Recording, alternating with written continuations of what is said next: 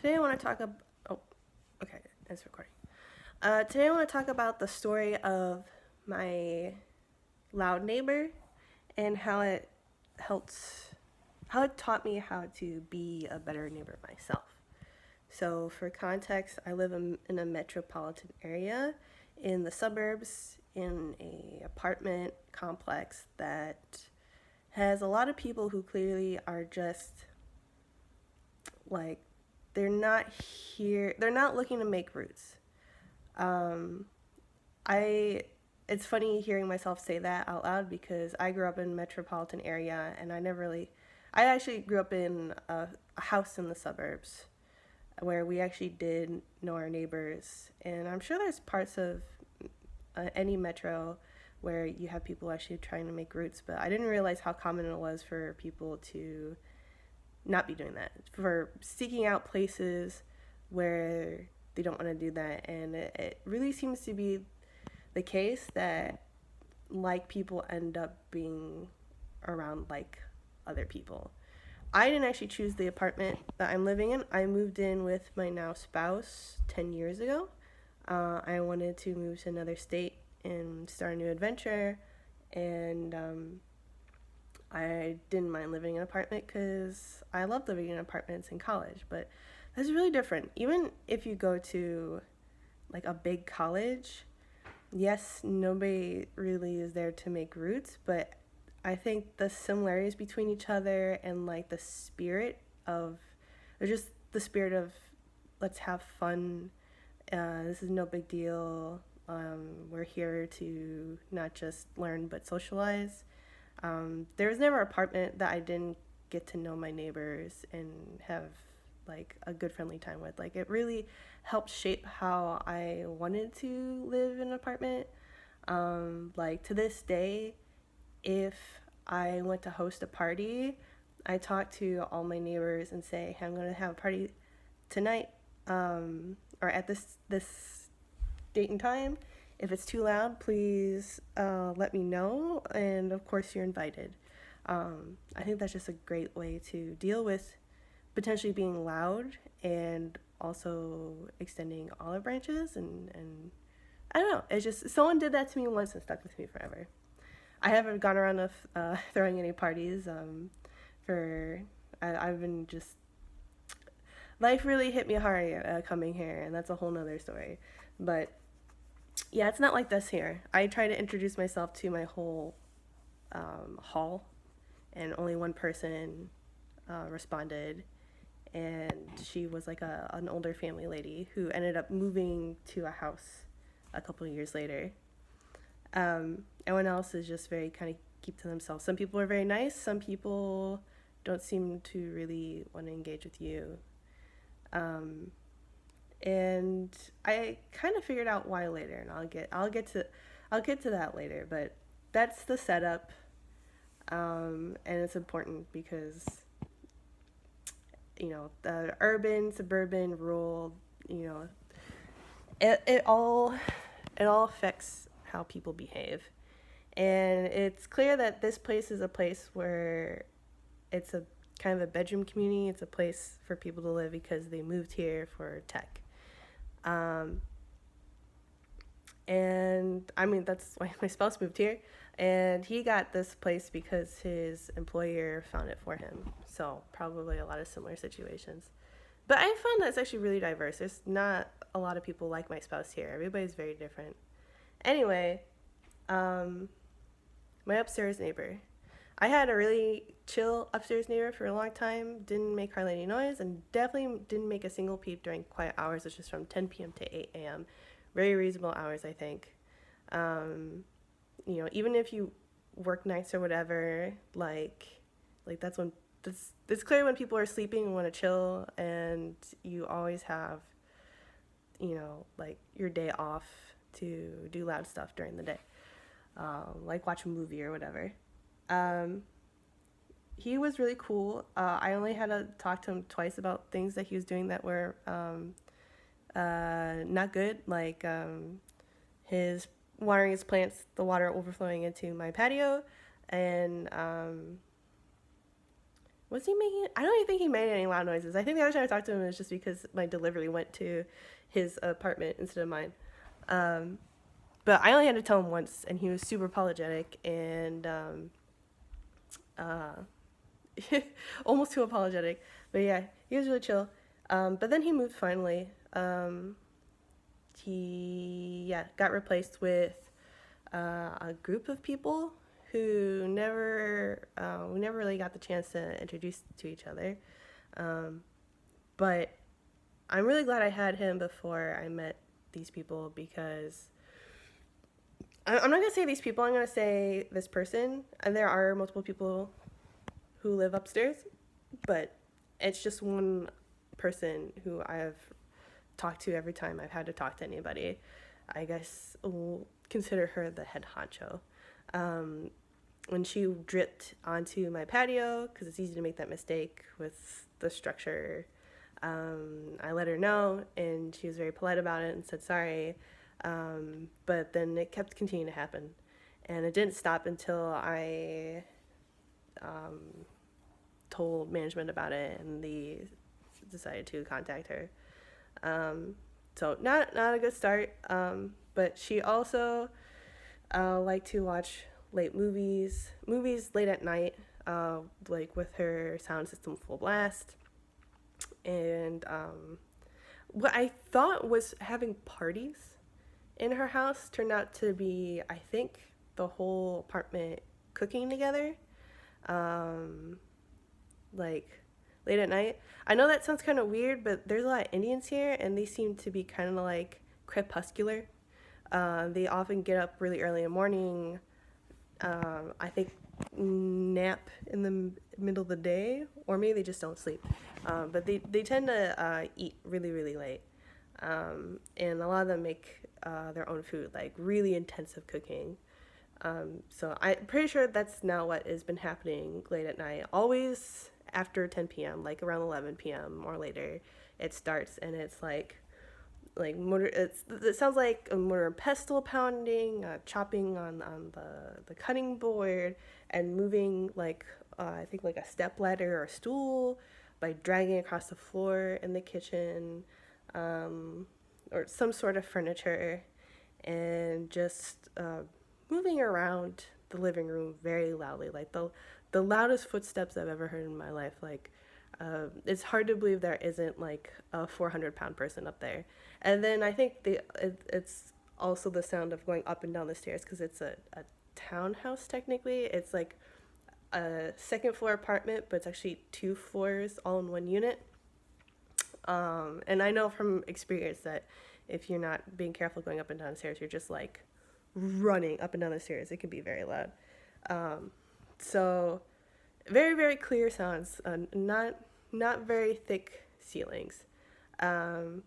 So my response is that like I try to, I guess, think the best about people, but also not hide my feelings. I've done not a super good job at the latter. I've gotten a lot better. But in general, it's my experience, if you hardly talk to someone and you start talking to them, and the only opportunities you talk to them is to complain, they're not going to like you. I guess the exception was my old neighbor, who was just very nice and friendly. But, if someone doesn't like strangers and doesn't want to be a part of a community, they probably want you to talk to them as little as possible. That's kind of the feeling I've gotten.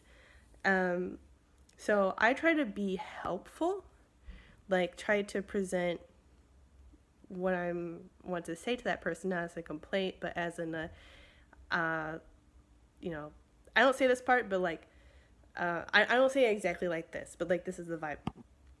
I know you don't want to be making a lot of noise or being disruptive to your neighbors. You probably didn't notice what you're doing. This is specifically what I've been noticing. You can probably deal with this by just, changing when you do stuff, or walking lighter, or not dragging furniture, stuff like that, where it's like you're giving somebody tips, and like they're still probably not gonna like it, but at least you've given them helpful information that's like just objectively helpful. And I think that's more likely to get you to have a neighbor who stops doing the things that are bad and not allowed. And if you're thinking, why even talk to that person at all if they don't really seem to want to talk to you, that's a good question. My lease says that before you involve management, you gotta talk to the person yourself, because maybe it's such a simple misunderstanding, and that's true. That's what happened with my old neighbor, and it's more efficient that way because there's only so much management can do. So I wanted to give it my all talking to this person before getting management involved, because it sounded like it'd be a big deal if management got involved. Like, we'd have to both sit down and they're a third party and they would work things out. More on that one later. So I really hoped it would go like how my previous neighbor went. That I'd walk upstairs and say, hey, your movie is really loud, or your party, back when I thought they were having parties, I guess it's a party in a way, daily food party, is a little loud. This is what I'm hearing. If you could turn it down because it's quiet hours, that'd be great. Again, the same kind of like polite saying sorry, okay, and then that's it. And then I go downstairs. And when it came to movies, it seemed to always work. But notice how I'm implying that this happened multiple times. Like, it wasn't the first time. It was many times. And it sucks a lot to be in your pajamas lying in bed, especially during the winter, and then your upstairs neighbor puts on a super loud movie. And it's not even like kind of loud and the ceilings are just thin. Like, one, you gotta get up and when you're like tired and don't want to leave your house to like go talk to someone who you get the feeling doesn't like you, and interrupt their movie when they're trying to relax, and go upstairs, knock on their door, and then have them open the door. And it's their door because as soon as you get up the stairs, like, you can hear it blasting through their door, their thick ass door. So like, to tell them like, hey, movie is too loud, it's quiet hours, blah blah blah. I must have mentioned quiet hours every single time that I talk to these people, or this person, and you think you don't like need to be told once. Like, it's in the lease, and management gives out flyers about it. So yeah, I guess they didn't want to write it down, or they just didn't want anyone to give a shit. So yeah, that was not great. So I got really tired of having to come upstairs every single time, because I was not good. If this person was like trying to like, I'll be good for a while, and then I'll it's been enough time, I'll watch a movie late at night, and they're not gonna come upstairs because that's too ass to do, and they're gonna get tired of asking me, and they're just gonna give up.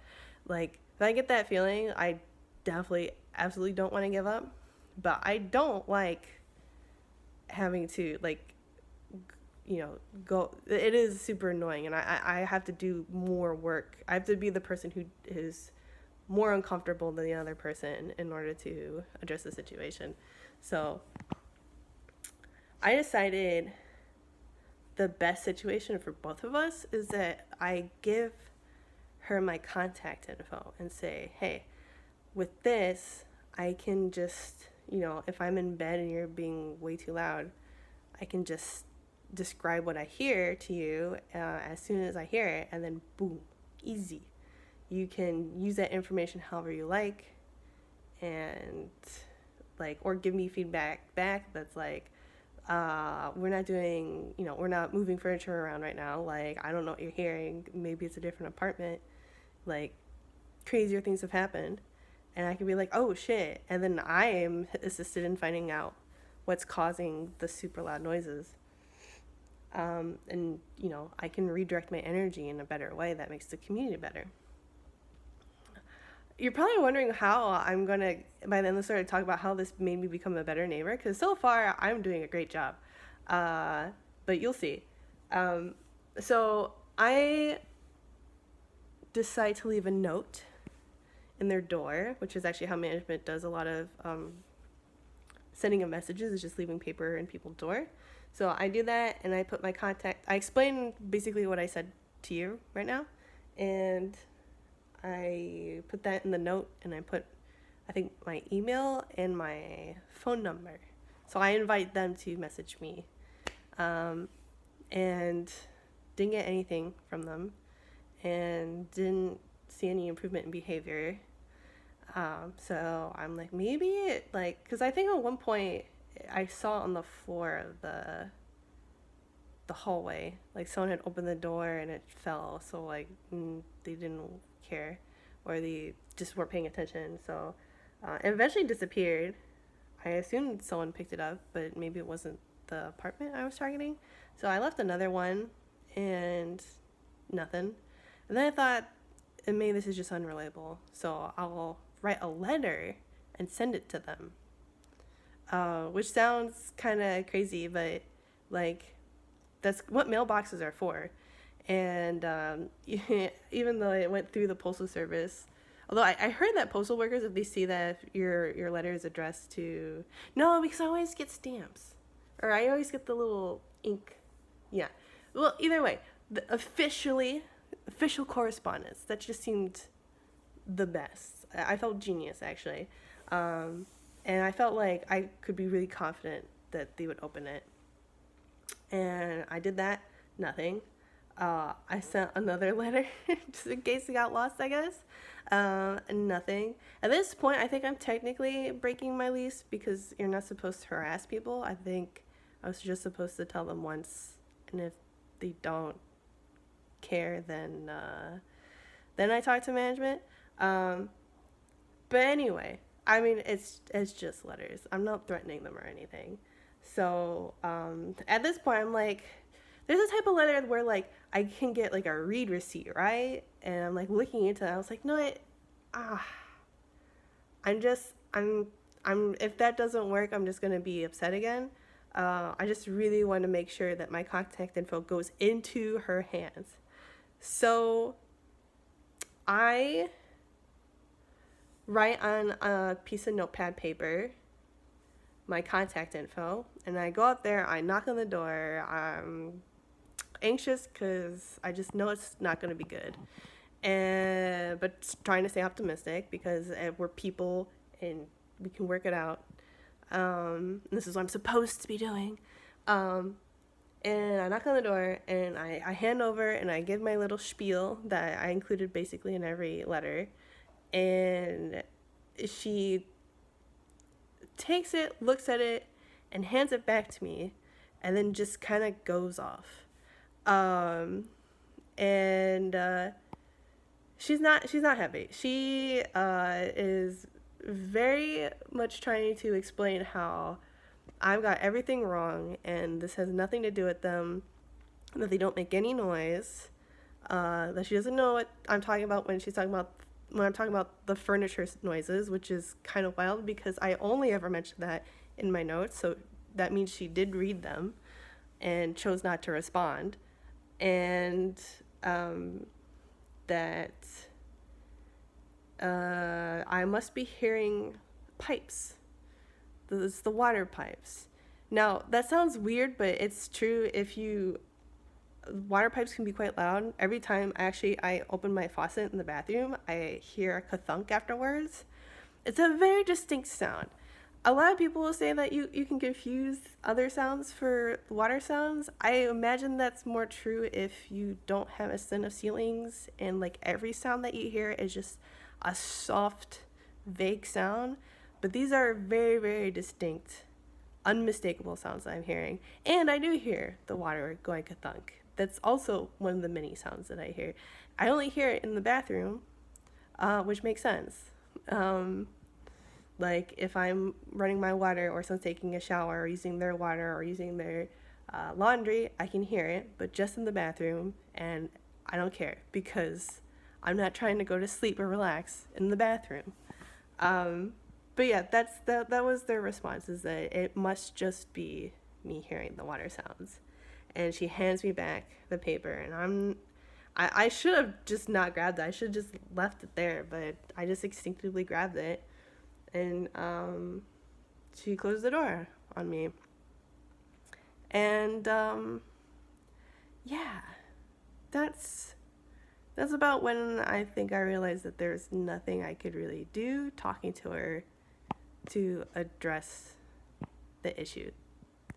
Um, and at the time, I actually was like kind of persuaded. I was like, man, it must really be someone else, because yeah, she has carpet. She showed me her carpet as proof that there's no furniture sounds. I think I mentioned in one of my letters that like they're supposed to have carpet if they have hardwood floors to dampen the noise, but their living room does have wall-to-wall carpet, but their kitchen doesn't. And after I talking to my neighbor about how he also hears noises, similar noises from his neighbor, and that it's because the kitchen doesn't have any carpet, I was like, that's true. And I paid attention. The furniture noises are only directly underneath where their kitchen is, so it makes sense. But it also sounds like she knew that she was doing this, but she thought that by showing me that she has wall-to-wall carpet, that it would confuse me and I wouldn't think it was her. Which I shouldn't be surprised. This is the kind of behavior from someone who doesn't want to talk to their neighbors or be a part of a community. But it's one of those things that you just can't prove. You cannot prove to anyone or yourself what someone's thinking. So I finally went to management and kept trying to work with them, but they kind of ran into the same problem. Like, they first put out emails like they always do when they're first trying to address something, because it's easy and non-confrontational.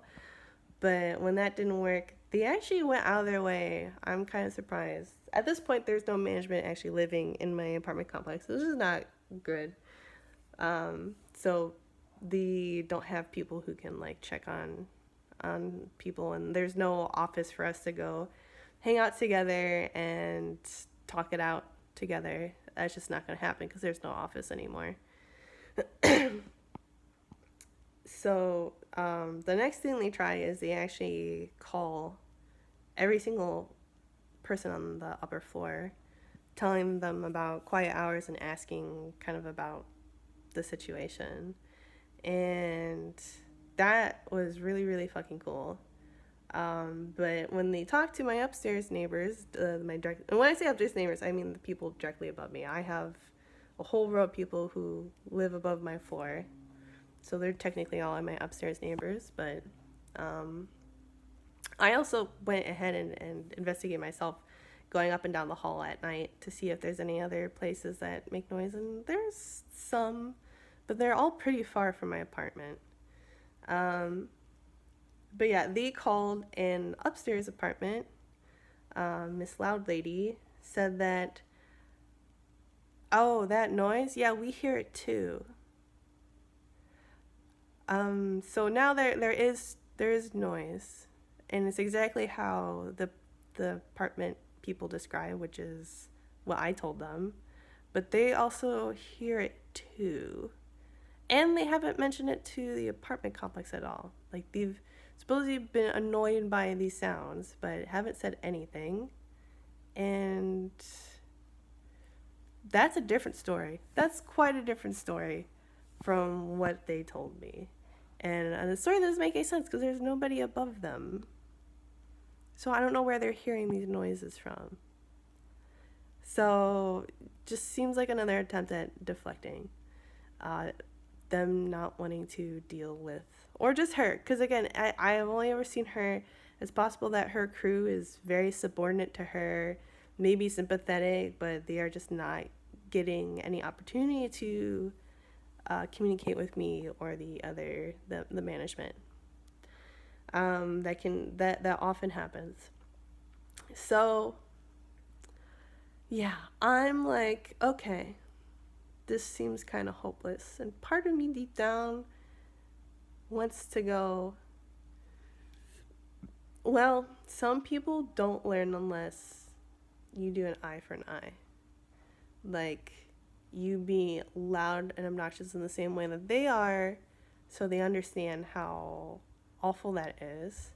And then when they come to complain to you, you say, this is what it's like. That works for a lot of people. That is often the only way many people learn. But that would be me being not just an asshole, it would be me breaking my own lease to prove a point. And I'm not that kind of person. I love law and order. I love the concept. I love the idea that you're responsible for yourself and someone else breaking the rules or being an asshole is not an excuse for you to.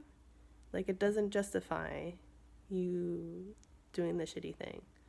It's just an instinct I think a lot of people have, because it is a type of conflict resolution. It's the kind of conflict resolution that often works when you and the other person aren't speaking the same language.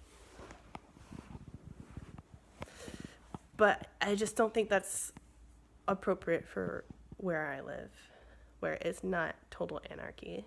And this is the person that is clearly not interested in, like, participating in the culture here and the like respecting the landlord. So that just leaves me kind of in a weird spot, because if I can't retaliate and I've exhausted all my options, then I don't know. I try to think of, I guess I was having a what would Jesus do kind of moment. Like, thinking about all the lessons in the Bible. And I talked to my spouse because he's like a hardcore Christian and he's got really good advice about stuff like this. And I was trying to think of what is the loving way of dealing with this? What's the kind, just positive, just good way of dealing with this? Because just trying to ignore and get used to it just wasn't working. I was just filling with rage. And rage is there to help you take action and to protect yourself. It's not something you should ignore or treat as bad. Just because wrath is one of the seven deadly vices, it doesn't mean that anger is always bad. It's just that it can become something that consumes you. And that's kind of what was happening. But not because I was addicted to being angry. It was just I couldn't figure out how to resolve the situation. So I asked myself, why would someone be like this? And I know a lot about people, but that doesn't mean I always apply my knowledge correctly. And this was one of those moments this is one of those opportunities. And I realized that people in that situation, probably a lot of people here, because we're a little underpriced for our area. I think a lot of the people here are just barely affording their rent. They're here for work. They're here because they came from a place where their opportunities were terrible and their environment was terrible and they want a better life. Supposedly my upstairs neighbors are college students, so they might be here just for college. And considering like they'll be active from 11 p.m. to 2 in the morning, being loud, and then I hear them again at 5 in the morning, getting up, going out to their car, and going somewhere. So I think these people are probably workaholics. And that's stressful. That's not sustainable for any person. And it's the kind of thing where when you have to pick and choose what you spend your energy on, spending your energy on the people around you, especially strangers, it's just so low priority. And the healthy thing would be to ask yourself, what is making me such a nasty person?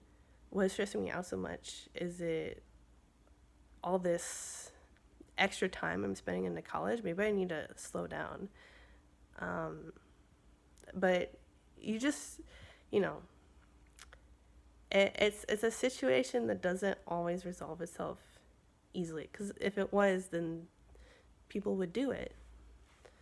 I think these people this person came from a place where dealing with nasty people was just the norm, and the culture was, don't even bother trying to be the good person because it's a waste. People are just going to take advantage of you, and you're just going to frustrate yourself. You got to just think about yourself. And that attitude is going to eventually get her to a place of abundance and security and peace. But she's going to have nasty interactions with people until then. And that's also probably why she's breaking the rules, because like she can't find any time to fit in relaxing movie night or making food. So she just thrusts it wherever she can get it, and she will keep doing this until her residence is actually threatened, which it won't be because the management is not willing to evict someone for simply being kind of shitty. And that's kind of fine. It's annoying, but people like that need love and support and good examples, because this behavior is just going to make, like, it's not sustainable. Like, the end goal is to get to peace and security, but to completely get there, you have to discard your antisocial habits, because those are going to keep hitting you in the foot, and they're going to follow you from wherever you are, like, follow you wherever you go. And eventually you'll realize, oh, like, some of the problem is actually me. And it's those good experiences that you have along the way that you can draw on to improve your life, to make you have faith in humanity again. And that's my role here. That's my role, and that's management's role. And that is the role of a lot of Americans, because this is a country of you're tired, you're poor, you're wretched. Like, the poem The Statue of Liberty is basically saying, even if you're from the worst possible, it's not even that it's okay if you're like the worst kind of people from the worst countries. I especially want the worst kind of people from the worst countries. I want this to be their place of redemption and their place to turn their life around, which means that if you live in the United States of America and you want to be a true blue American, you have to acknowledge that this country is going to be full of such diverse people, not just how people look or what food they eat, but how pro and antisocial people are.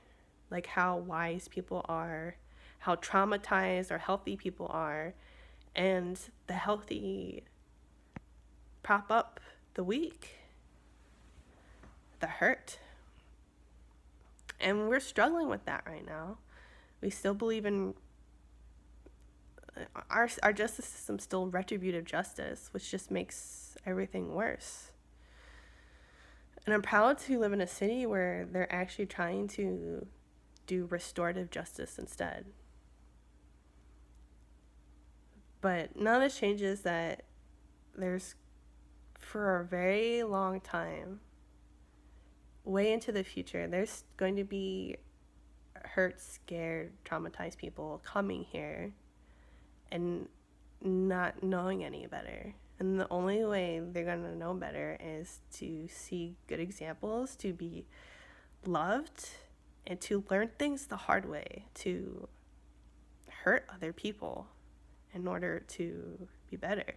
And if you can't handle that kind of hurt, then you need to find your safe place. You need to find your community where you are shielded, like make money and go to, or you don't even have to make money. Just find communities where it like people. Like this is, like I said, clearly a bedroom community and a diverse community. There are places that we can move to where it's everybody's kind of the same, and they're very strict about the culture, and stuff like that. And I actually do have the opportunity to move, like, now if I wanted to, but I'm really glad it's taken this long for us to get there, because I was forced to address my feelings and address the reality, which is sometimes your upstairs neighbor is not capable of dealing with you or having the capacity to be a better neighbor. And if you can deal with that, then it's the same way you deal with anything, with love. And thinking about that, really, it was like a salve, because I don't know, it took the pressure off of me to do anything else about the behavior.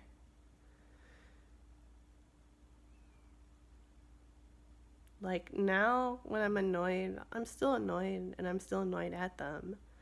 But I find that when I have other things in my life that excite me, that are nourishing, that I could be doing, that entrance my focus, it's hard to even really notice the things that my neighbors are doing. Like, if I have a super satisfying day that tires me out, I'm too sleepy and tired to notice any noise. I just go straight to sleep. And when I have projects I'm, in love with, and reasons to get out of the house, I don't care either, because when I'm not at the house, or two, I can't be bothered. It just doesn't penetrate into my brain. So the noise is also reminders for me to have things in my life. So, like, the main things in my life aren't just what my neighbors are doing.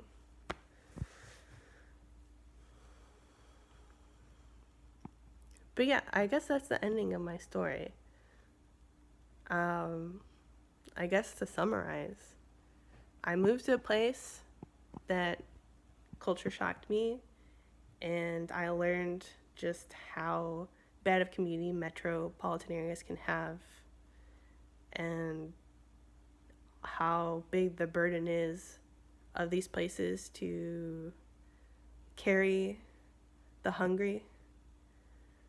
I feel like a lot of the people here are hungry people who are so happy to have a nice place for once that isn't sketch, and the management behaves like how you would expect, and they're making real money. And this isn't their last stop. And maybe that's the attitude I should have too, is like, this isn't my last stop. I should find the community that I want to be in the most.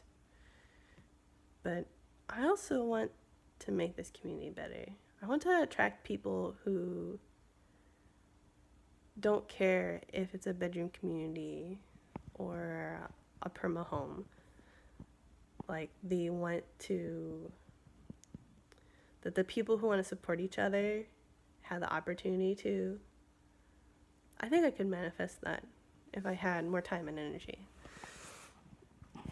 Onto my project list. But yeah, I learned that, and I learned that